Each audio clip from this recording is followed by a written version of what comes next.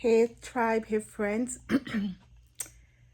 So, just a little update. I did my last chemo treatment yesterday. So, it's not the first phase is gone by, but I'm going to tell you about yesterday another time because we had a little bit of.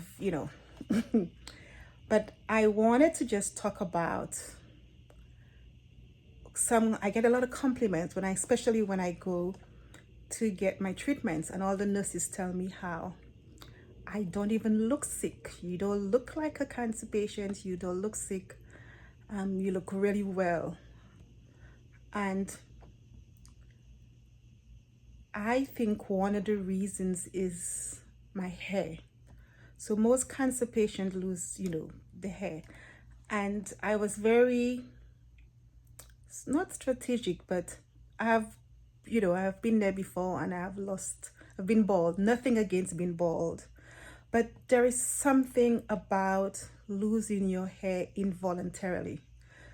For me, not keeping my hair, because I've lost some of it. You just cannot see. I mean, it's some of it is gone. But because my hair is so thick and it covers some of other places, you can't really see that I have. I have all my back. Most of it came out on in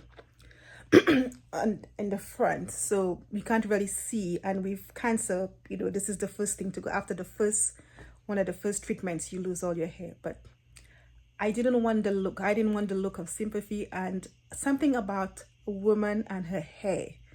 For me, being able to save some of my hair, mentally it made me feel better about myself. I know the physical look is there, but mentally this helped me to it strengthened me. Basically, it gave me that extra oomph I needed to be able to go through this whole process and have this energy, and you just have this energy of going through this whole thing and feeling good about myself.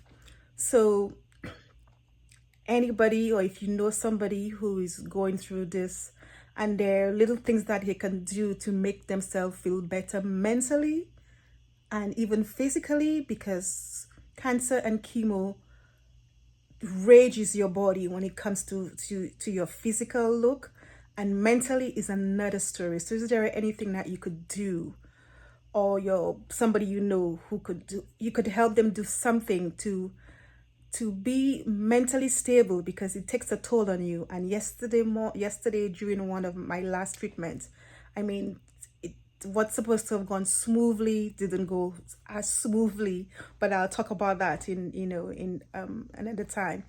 But I just wanted to talk about the hair, because the hair is not just about keeping your hair. The hair makes a big difference for me. For my mental state, my hair helped me.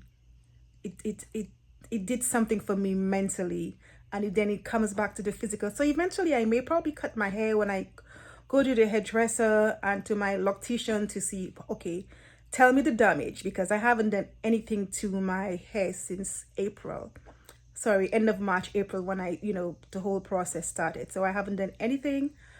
But as I said before, I use the DigniCap. The DigniCap is a cooling system where it freezes your hair follicles. It freezes your follicles, so you don't lose the hair, and you don't lose, well, all of your hair. It's not foolproof, but for me, I kept a lot of my hair, and I was happy about that. And it's costly. Most insurance don't cover it, but if there's something you could do for a friend, I would highly recommend that. It's not done at all hospitals. It's not available nationwide or all hospitals, but using the cooling cap, for me, it did something for me mentally, and it helped me to go through this whole process a little bit stronger, knowing that I didn't have the look. I don't have my eyebrow, my eyelashes are gone. My body has no hair on it except my head. Hair everywhere else is gone, but except my head, and because of the cooling cap. And I am happy I did it. I am really, really happy I did it, because mentally it helped me. It helped me because I was not, it wasn't going involuntarily. It was, I made a conscious effort to keep some of it. And I'll cut my hair when I want to, but it is when I am ready to, not the disease, not the cancer taking it away from me. Just like that. So that's how I feel about my hair. So when I get the comments about you don't look sick, it's mostly because I still have my hair on my head. Because if I didn't have my hair on my head, I would have looked sickly. And when somebody tells you you look sickly, it does something to you mentally. Physically, you already have that look because you look sickly, but mentally, it does something to you as well. So when I get compliments, you look really well, you don't look this way, you look fantastic, you look this, you look this. It's all mental, and I think my hair had something to do with it as well, keeping my hair something as well. Because nobody, when I'm going, nobody, well, not nobody sees me, but there are times where I cannot get off, get off the bed. All my bones hurt me, the nausea, there's so many side effects. And if there is something I could do to take one away, which is losing my hair, I was happy I was able to do it, because that mentally put me in a better place to just take charge of this monstrous disease that you call cancer. So again, if you know somebody who's going through it, or somebody who just got diagnosed and you want to do something for this person, I highly recommend recommending the cooling cap. But again, it's not available at all hospitals, but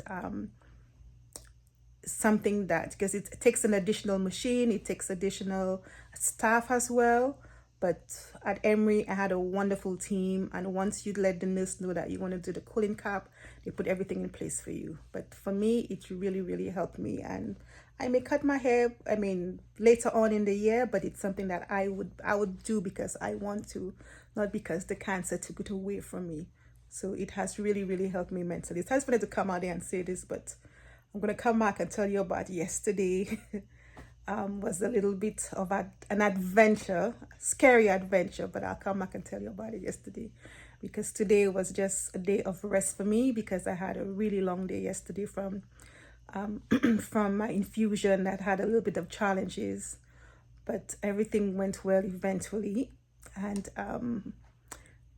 it was a good day. So this is the last of the major chemo. So I still have treatments every 3 weeks for another year, but it's not going to be, the medicine is not going to be as harsh as this chemo. It's just medicine as a maintenance, but it's still every monthly. So you'll still be hearing a lot from me when I go for my treatments. One of the things I haven't spoken about is my voice. So, and again, the medicine does that, the chemo does that, is lose my voice. Sometimes in mid-sentence, my voice would just disappear. And I'm happy that, I don't know if you know this, sometimes when I'm talking and I'm always clearing my voice, clearing my throat, and it's because sometimes I just lose my voice completely. And sometimes in mid-sentences, I'm talking and nothing comes out. And that's all symptoms of the side effects of the chemotherapy. So when I'm talking and you hear me always clearing my throat, is because I'm about to lose my voice. And then I have to stop, because if I continue, you just hear nothing. So again, another side effect I really haven't spoken about, but this is one of it. But thank God, this is, hopefully now my body, my immune system will be able to grow, to get back where it used to be. And I will get my full voice back from what it used to be. But sometimes it just goes, it just disappears. But thank you for listening to my babbling. This is where I come and just talk about how I feel. I haven't really talked about when I'm on my terrible days, because I just want to put the cover over my head and tuck in my bed. But I come out there and talk to you and tell you what's going on, and I feel so good. It makes me feel so much better. So thank you for listening to my babble all the time. Thank you for the calls and the text messages, and thank you for just being there for me. That too has strengthened me, and it helped me go through this journey that I'm still going through. But with your support, it's been a good journey, and I'm looking forward to talking to you more. So I'm going to come back tomorrow and tell you about the yesterday when I rang the bell. But before I rang the bell was a little bit of an adventure, but we'll talk about that tomorrow. So for now, good night. Have a wonderful evening. Remember, ladies, go and check those tatas. You could do your mammograms annually, but if you just feel, because you know your body more than anybody else, if you feel there is something is wrong, you let them know, because nobody knows your body more than you do. And always check every month in the shower. Do your own tests. Nobody's going to stop you. You have to be your own advocate. So every single month, do your test so you get to know your body. You'll know when something is not right. You'll feel it, and you have to be your own advocate. And if the doctor or the nurse says, no, that seems fine, no, this is my body, I'm telling you that something is not right. Nobody could tell you that something, you have to tell them how you feel. And even going through this, I've spoken to people, the doctors will tell you something, the nurses will tell you something, but you know who will tell you exactly what's going on? Somebody who's been through it as well. Because the doctors and the nurses, they know it for theory, they know it from giving you medication and what's supposed to happen. But at the end of the day, you are the one going through it, so you know exactly how you're feeling. So be your own advocate. Get to know your body. Get to know what was there yesterday, what wasn't there yesterday, what just showed up, because that's how it is. For me, I swear to you, this tumor just showed up. Because I always do my checks, and it came in 1 month. I noticed something, and I'm like, maybe it's nothing. The next month it was still there. It was getting harder, and then I said something is not right. I couldn't even sleep on my right side because I felt my breast was just so painful, and it was like burning, and I know something was wrong. So again, be your own advocate, and you go tell them how you feel or how your body feels, because nobody knows better than you do. So again, thank you for listening. Thank you. Thank you for just being there as my tribe during this journey, because you have helped me as well get to where I am today. Okay. Good night, and I will chat some more with you later. Bye.